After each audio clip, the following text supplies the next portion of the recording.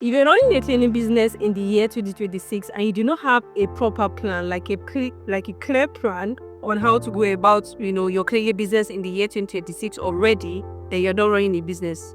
You are gambling.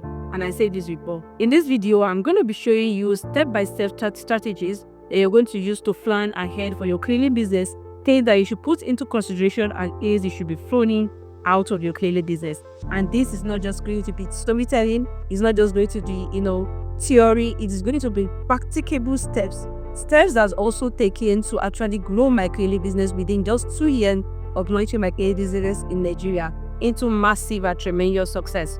These are also the same strategies I use to build multiple sources of income around my cleaning business, and you will grow close to monetizing YouTube.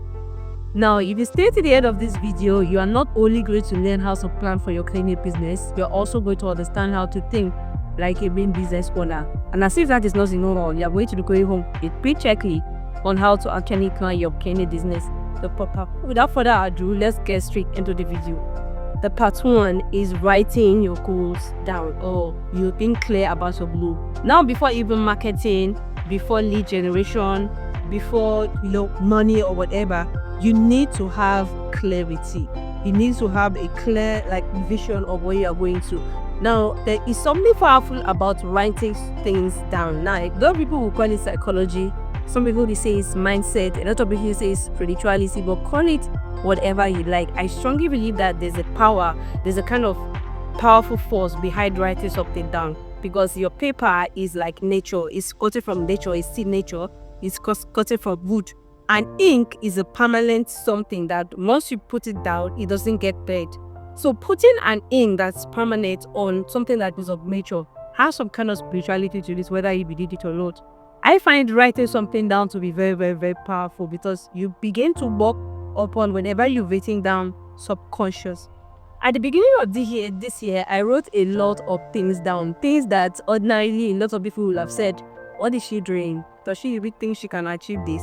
Beginning of this year, we were making around 900,000 to 1.2 million in revenue every month. And at that time, I think my take home after removing whatever was spent for logistics and all that, I think my take home is usually somewhere around 500 to 700 after removing salaries and maybe restocking materials or putting our resources and all that. So anybody will have thought, as a single mom that is single-handedly raising 4 kids, paying for their tuition fees, taking care of them, providing for them, in 500, 700,000, people will have thought, oh, is she crazy to have thought that she could have maybe get a boss, a brand boss and all that. But I knew the power in there in drilling big and writing something down. This is not something I'm just practicing. This is something I've been practicing for a very long time. Aside writing my branded words down, I wrote a long list of other things which I was able to fulfill and achieve throughout this year, and even more. When I say more, I mean like 3 times more than everything I wrote down. I wrote a lot of things down, ranging from house construction to buying cleaning buses to doing so many things that I can't really mention here. And honestly, guys, I checked every list. This is not to brag or do anything. It's just to help understand the power in manifesting or writing something down and following through to it just because you wrote it down. There's a lot of steps that is attached to writing it down and following up with it. But first, you need to be clear on the things you want. And this leads us to how to write actionable goals or SMART goals. And when I mean SMART goals, I mean your goals has to be specific, it has to be measurable, it has to be achievable, it has to be realistic, and it has to be time-bound. Now, what I mean by specific, that you have to know what exactly that you want. When I said buying a brand bus, I did not mean maybe 20-something seaters. I knew the exact type of bus I wanted. I wanted the Korokwe bus that will be branded. I had a picture of the kind of branding that will be done on the car and all that. So it was quite specific, and so is every other thing that I've written down in the 2025 list that I wrote down. And I had other things that were written down, but all of them were quite specific. I already have a list of things that I have written for 2026 already, and they are all specific. Sometimes even to the color, sometimes even to the looks, because I already saw it inside. Then I believe I'm going to be able to see it outside. And that is one thing with bringing things to life. We are all creators and we are spiritual beings. And before you actually start saying something on the outside, you must have seen it on this inside. just the same way you build houses. But before you go ahead and build houses, you already have it on sketch, on paper, you already have it in your brain, then you are able to bring it to life. And this is the format and the flow that everything that is on the surface of the earth, everything that was built today, follow the same format. You need to be able to think it, to visualize it and see it before it will now come to life. Now, moving ahead, you want your goals to be measurable. You don't just say, I want 5 staff, or I want staffs. For example, maybe by the end of 2025, I must have staff that are paying salary. How many staff do you think you're going to have to pay the salary, or how many people do you think you'll be paying salary to? Like, I'm going to be having branches. How many branches exactly are you going to be having? These are things that you need to put into consideration. You have to measure them. There has to be a precise number attached to them, so that when you achieve the goal, you know that you've achieved the goal, and maybe you are not achieving more. Take, for example, you say you're going to be opening 2 branches. Maybe by August 2026, you've had 2 branches already. Now you can now say, oh, I achieved more than my goals because I actually built maybe 3 branches or 4 branches. Now, moving ahead, we will have achievable. You don't want to do things that just look achievable. If I said maybe by the end of 2025, and the beginning of this year, if I said by the end of 2025, I'm going to be having a Lamborghini, that might not necessarily be unachievable. You'd start. But if I say I'm going to be turning the world upside down, or I'm going to be, there are just some things that are just unachievable, that it is impossible. Like you saying by the end of 2025, they are going to bring back, you are going to turn back the hands of time, or things that are actually achievable, things that are workable. Don't set unrealistic goals, things that you use this unachievable, all in the name of dreaming big. Then moving ahead, we have realistic. Like, your goals has to really be realistic, like things that are actually realistic. I don't know if I need to break that down, but you know what I mean by being realistic. Next is time board. You want to have a chance to ease. Whatever goals you are setting is within the year. Get me? And we're going to even talk about how to bring down your goals and achieve them on a monthly basis.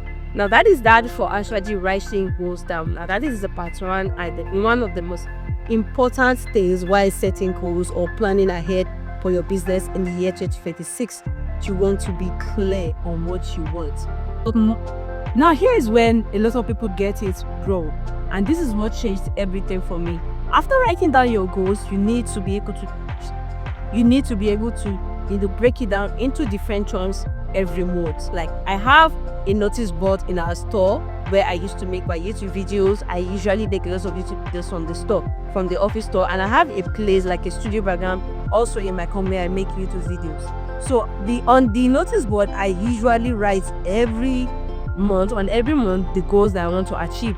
Say, for example, this December goals is already written down. I think we have more than covered everything that I wanted this December already, like the PCV curtain you can see behind me, the black backlight frame, a lot of things that I wanted to achieve this month are already gotten. They've been ordered for, some are yet to be delivered from table. I added the microphone because you guys were complaining microphone during our live session, so I bought another microphone, even though the other one was still good. I think I usually skip charging it or something, but I still got an extra microphone, which was part of the goals. You see, all these things, it might be little, it might be much. Break them down into chunks and put them down. And mind you, all these things were not in my 2025 thing when I was writing them down. So this is very that a lot of things will come in.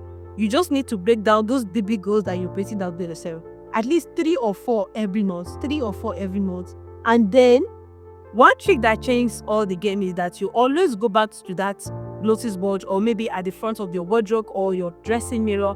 Always have it laminated and pasted there, so that every day you can just look at it and ask yourself, like, how am I going to achieve this? Even those things that feel like it is unreachable, ask yourself, what can I do? How can I achieve it? Don't just say, I cannot do this. Think of how we can actually achieve it. And I'm telling you, we are spiritual beings. It will bring this to your subconscious mind. We work on it, and it will bring you answers. The answers is usually tried around making more income, getting more leads, getting more clients, and making more income. That is usually where most of the answers is tied, especially when they have to do with finances. Now, this is the trick that you guys must understand. Every day, as much as you can, you want to see your goals. Make sure you put them at places that you can always visualize and see them, stand for like 5 to 10 minutes just looking at them and make work to actually achieve those. Sometimes it might not even be money that you need to achieve those skills. Sometimes it's connection. Sometimes it's just speaking to people and things just start opening up for you in the way. And that is where the magic actually lies. Moving forward to the next important part of planning your cleaning business is building system and structure.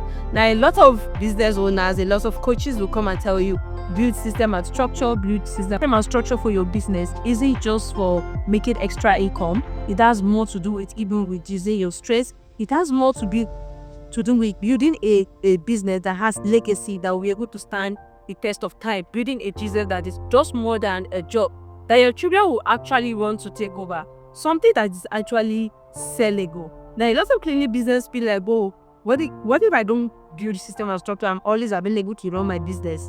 Now, that is the goal. You cannot invest millions and millions of naira into a business that you cannot end up selling or passing down to the next and next and next generation. This is why you have to document every process.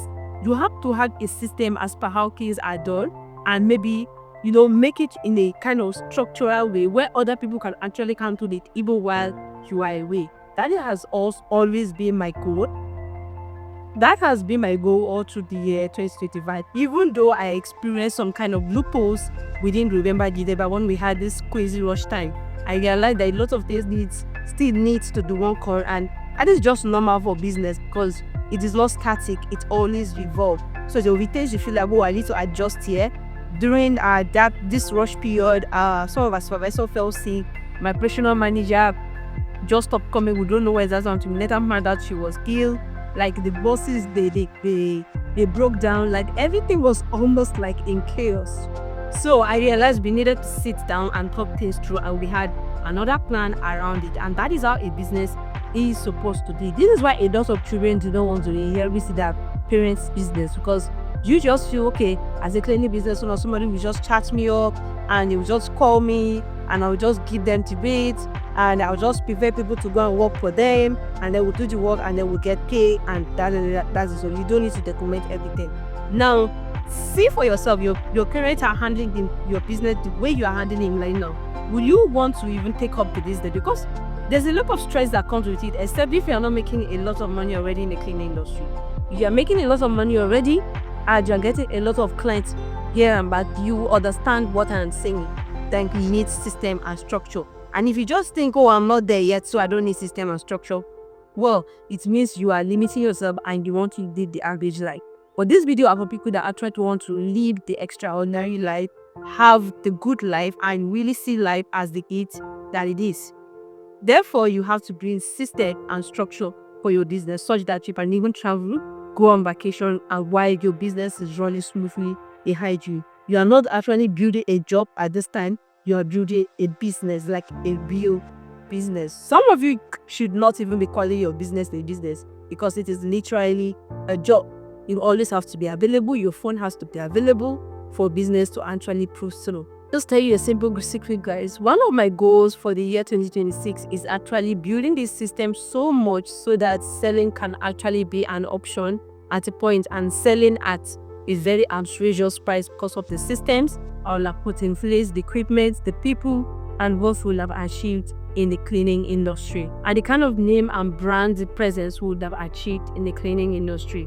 Now, if you ever want to sell your business, if you ever want to build an empire, if you're thinking like an empire builder, a system and structure in your cleaning business is inevitable. And these are the things that should be your primary goals while setting up your cleaning business brand. Moving ahead is you need help, like delegating. If you actually want to grow a cleaning business, for you to actually create those system and structure, it is not easy, guys. And for you to actually grow a cleaning business, you need help. It's not like you can't do it alone or you'll be shattered.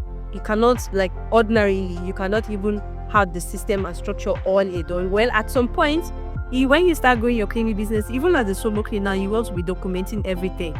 Document things like, as soon as I get to a client's house, the first thing I do is to check around the house and take before pictures. That is the system.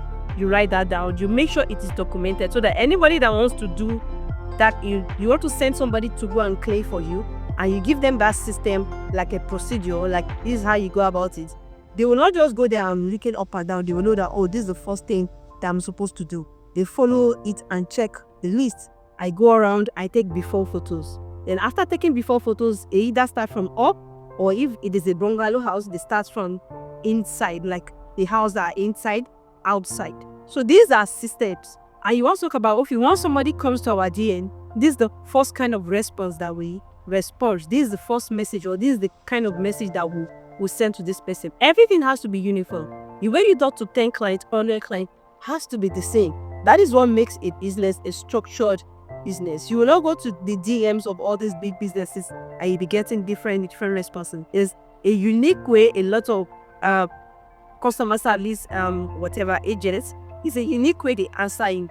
They will either introduce themselves, they talk about something, and blah blah blah. There's a unique way they do their outro. Maybe after the conversation, there's a unique way they'll fall out of the call. There's a lot of things that are uniquely a brand, and this is what you want to inculcate. But if you start it, you want to start documenting all those things that you do and the way you do it, so that when people start coming in, there's a system and format to go with. You understand? That is what we mean by creating this system and structure. Now, as time goes on, there's going to be some evolving, and you cannot also continue to do this on low. You need to start delegating. Now, whether you take it or not, growing comes with delegation. You cannot grow anything without delegating, doing it yourself. Like, you don't have more than these 24 hours. You just have to delegate. And this is where personal assistant or virtual assistant comes in, depending on the one that is okay with you. If you do not want crowd, or you don't have an open space, you feel like you just need somebody to do these things online, you can opt for a virtual assistant. And there's somebody I highly recommend, Chanel Stewart. I'm going to put a link below somehow, so that maybe if you're interested, you can just get through to her through the link. She does also on Fiverr. She does virtual assistants majorly for premium business owners. And if you think you have maybe a store, you have somewhere that somebody can stay, come and do their job, and you can opt for a personal assistant. This is what I went with first of all. And she came in, I already have a list of things that I do on social media platforms, the kind of DMs, how to scrape out code needs, everything that has to do with lead generation, marketing, all those things. I already have a system on how to do it, because if you do not have the system already, it's going to be chaos, and both of you are just going to be drowning in the river, or you're just drowning in circles. So you need to have a system on how to do this already. Or better still, if you don't have a system, you can also get tools that your BA can do, or the virtual assistants can do. In my book, Booked and Busy, this book will usually guide you and your PA to go about creating system and structure, templates of messages and all that you can use for marketing, for lead generation. It is all there. Book. The bottom line of all this is that if you want both, then you need consistency. And if you want some consistency, you need support. And support is to faster. The next section we're moving forward to is marketing and sales, and how a lot of cleaning business owners confuse marketing and sales. Now, both are very important, bear in mind, but they are very, very different. Now, marketing on its one hand is putting your business name in people's mind, like your subconscious mind. And this is what a lot of us do. A lot of cleaning business owners do. They do this, like maybe you coming online, posting and all that. Most posting is marketing, and I'm going to be telling you why. Sharing your flyers, putting your street boards around, like I did recently. We just changed like 15 locations of our street boards, and we still have more coming. More locations. These are all street boards that are now white. Maybe I don't know, here I made it a tradition to always replace them. Now we're even going to more locations. So you can do that is marketing. You can do flyers, that is marketing. You can go on radio, you can go on newspapers, that is marketing. Now, marketing on newspapers and all these things can also be an offer, depending on the language. And this is where I need you to listen attentively. When you're marketing your cleaning business, you're just trying to get visible. Let people hear about you. Let people know about you. This has a lot to do with your personal branding. As long as you place any post under your cleaning business page, even if it is not exactly a cleaning post, maybe you're just telling people about your day, or you're telling people about something that happened, you are marketing, because they're about to be saying your cleaning business day. That is marketing. You want people to be saying your cleaning business day. That is the goal. The same thing with street girls, flyers, and and all that. That is marketing. But sales, on the other hand, is you creating an offer. A lot of this comes with offer, like creating, like, okay, a cleaner will come to your house 5 times in a month, and they are going to disinfect your house, maybe do fumigation for you once in that month, and they are going to wash your robe once in this month, and you have a spotless home, and you have 20 hours to yourself, or maybe you have an extra week of time to yourself to make extra money for yourself. They're going to be able to spend more time to your family with this time that this person is coming to your house, crafting it so that they can see the transformation, that, oh, if I get a cleaner, I can actually have maybe 1 week of timing to myself without doing all those things by myself, and I can have a neater environment for just maybe 70,000 naira. And you will always be satisfied. You give them a kind of guarantee, like, if you're not satisfied, we'll give you an extra month free cleaning. That is guarantee. Like, you want to make it so easy. You want people to feel like they will be very, very stupid by not even accepting your offer. That is what it means to craft an offer. Like, guys, let me just go back to GPD, and we're going to continue our live on how to craft offer on these highlights opposites modules, like offers, lead generation, and money module. We're still going to continue this weekend. So moving back to the BG, if you are creating an offer, you want to have a price to something, you want to have a package. The package should have guarantees. The package should have delivery time. You understand? Then you should have the title, like maybe busy mom's bonus or busy mom's belief.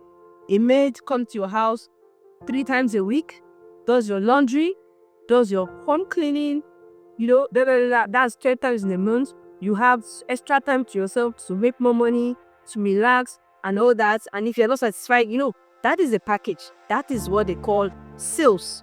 You have something in your office. It's just like somebody saying, oh, I want to write something, and I want to be like, okay, oh, do you have a pen? This pen, you should do this for at least 10 years. It is this, it is that, it is detectable. You say all of the things that pen is all about, and then you keep them the price that, oh, this pen is actually $10, and you reverse the risk. That is the warranty. Like, if this pen doesn't work for you for the next at least 2 years without any issues, I'm going to maybe refund your money or something like that. That is what they call offer, and that is what sales is. You get me? The marketing, on the other hand, doesn't have that. Marketing, you just try to build your name into people's subconscious, such that whenever they think of that pain in that industry, whenever they think of cleaning or a cleaning brand in the cleaning industry, you are the first person that comes to their head. That is what marketing is. I don't know if you can get the picture. Let me know if you get the picture of what I'm saying, Zai, in the comments. Now, these are the things that you need to get straight this year. So as soon as you can, you want to start working on marketing already. I'm already working on my marketing, putting a lot of money into a lot of projects already, and I'm still going to be sharing with you guys. However, alongside, as soon as we get into January, I'm also going to be creating massive ads on sales. So these are the things you want to get. You don't say, since you spend a lot of money into marketing, you want to get instant sales. The goal of marketing is a gradual something. Like, you want people to be always saying, like, they move from this place to this place, they see your billboard or your street board saying something. They move from this place again to this place, they see your street board saying another message, like, oh, it's Stevie's cleaning brand.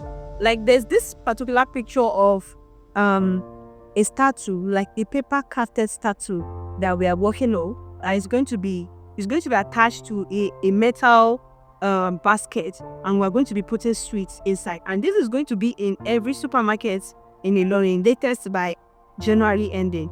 So each statue is going to be attached to a metal basket from behind, and you are going to be having sweets inside. These sweets that are going to be inside the basket are going to be bought from through supermarkets. After you get that, we're going to be having like tag, like small apple inside this, and then the contact on the statue. Now the statue is going to be like one of our cleaner. It can be me, it can be any of my cleaner dressed in a cleaning form, and maybe holding like a cleaning symbol, maybe a brush or whatever. So it's going to be, I don't know if you guess the picture. So anybody that goes into the supermarket, because most of our target audience are people that actually go to malls, that goes to high-end supermarket. You go to a supermarket, you see somewhere that is saying, oh, free sweets. You move closer, you see the business name. You see the call to action, call us for your claim. You pick a sweet. What would you do? You would literally take the picture because you're getting something from that brand already. Now, that again is not necessarily sales, it is in marketing. That is marketing because they might not really want a cleaning at that time, but they'll be like, whenever I need the cleaning, this is going to be my go-to PLA business. Now, the money from marketing doesn't come immediately like that of sales because sales is instant. It's like urgent something. When you are putting the ads or when you are cutting the offer, you're going to be telling them offer closes tomorrow or 10 slots upload or so number of people are allowed in. That is sales. There's urgency to it, there's time bound to it and all that. And people will be like, oh, let me quickly click it so that I don't, miss this offer. It's just like me coming and say, oh, my book is no longer 20,000 naira. In time, my book and busy is no longer 20,000 naira. Is now 40,000 naira on seller.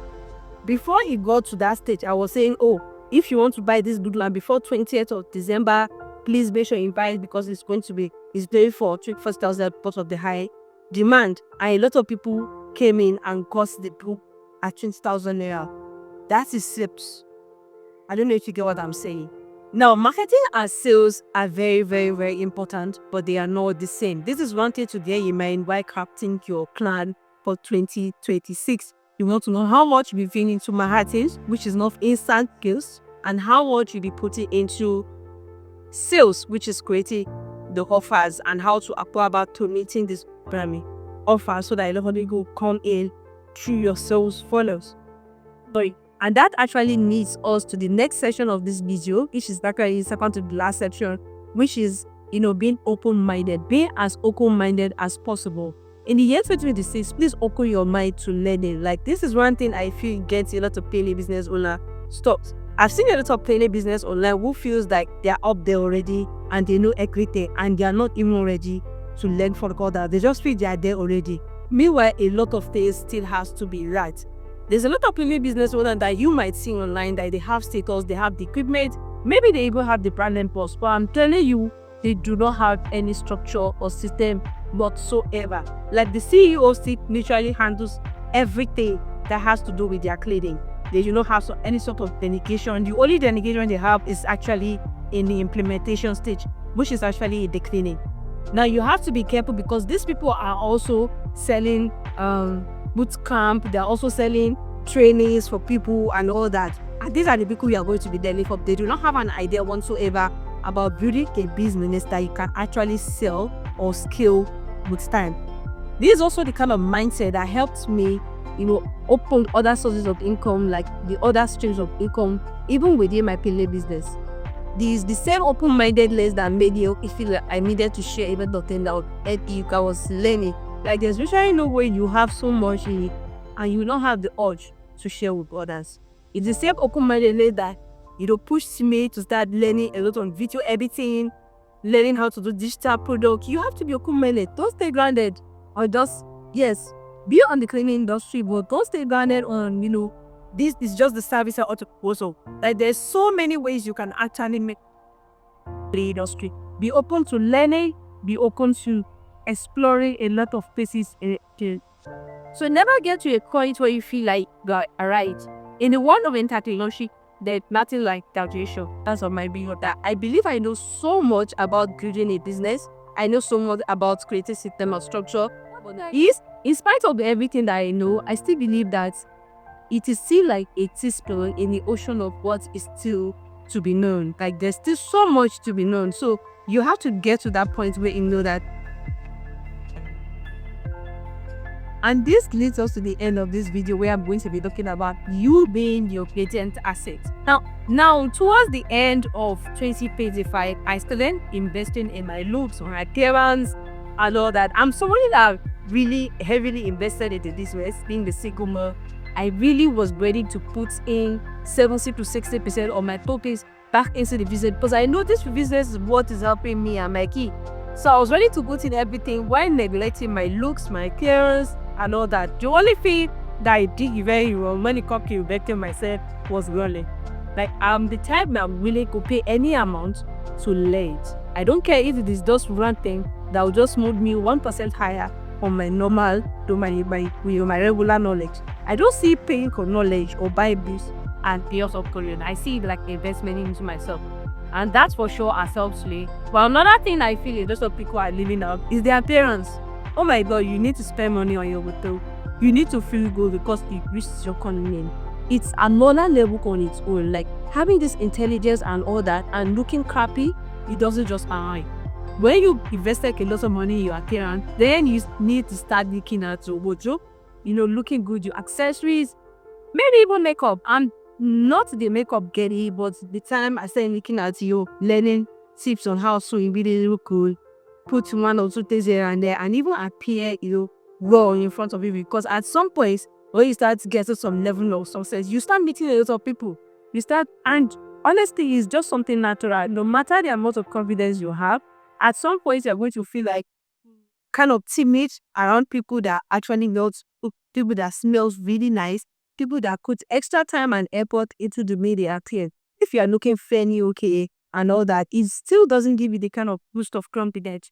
But you're already big airline. At some point, I started meeting a lot of big people because of how I was learning fast and everything were trying to come close to me. I was invited to meetings, speaking events and all that.